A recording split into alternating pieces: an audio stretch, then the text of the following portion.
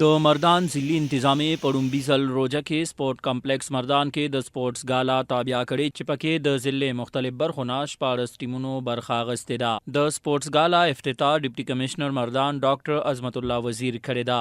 پرانستې دستوره کې ډسټرکټ سپورټ افیسر ساجد افریدي، ADC سعید الله جان، ثاقب مایار او د فوټسال ایسوسییشن صدر هم ګډون کړی دی. پر دې مهال DC مردان سنو پښتونخوا سره خپل خبرو کې د لوبو په اهمیت صدا رنگ رڼا اچولې ده. دا چې اوس کوم زموږ سپورټس ګالا دا تقریبا 3 ورځې وي او په دې کې 16 ټیمونه دي د مردان مختلف تحصیلونو نه. دغه سره بیډمنټن اکټیویټیز هم شته دي دلته او کرکټ ټورنمنټ هم شوی دی، نایټ ټورنمنټ د رمضان په حواله سره. یو میسج دی چې څنګه زموږ نوجوانان دي دا چې پازیټیو مایند سره وي یا د دوی جسمانی یا ذهني چې کوم پازیټیویټي ده یا مثبت غده هغه فائدہ ده چې دا په یو معاشره کې ډېر غټ اصلاحي کردار ادا کولی شي. د مختلف ټیمونو لوبغاړو د روزې مبارکه میاشت کې د سپورټس ګالا په شروع کولو د خوشاله څرګندونه کړې او د محکمې سپورټس ستاینه کړې ده.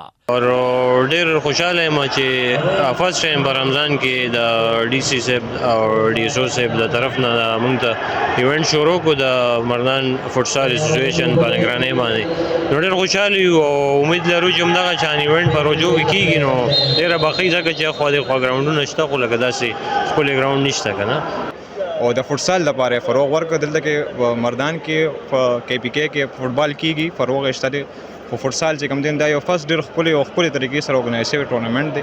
نو موږ د داسې خپل چې مشران دي دای موږ مشکور یو او بیا د داسې پلیئرز او د هر یو ټیم موږ چې کوم دین شکریا ادا کوو چې هغه په دې کې پارټیسپیشن کوي او موږ سره مرسته کوي.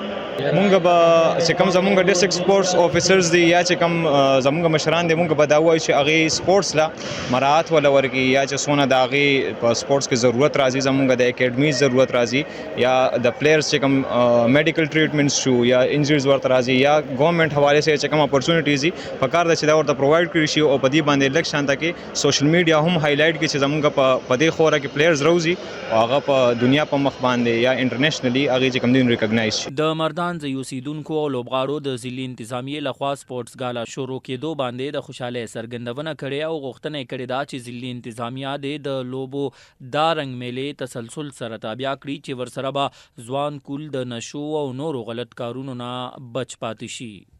سنو پښتونخوا لپاره سپورټ کمپلیکس مردان نه ارشد علي خان.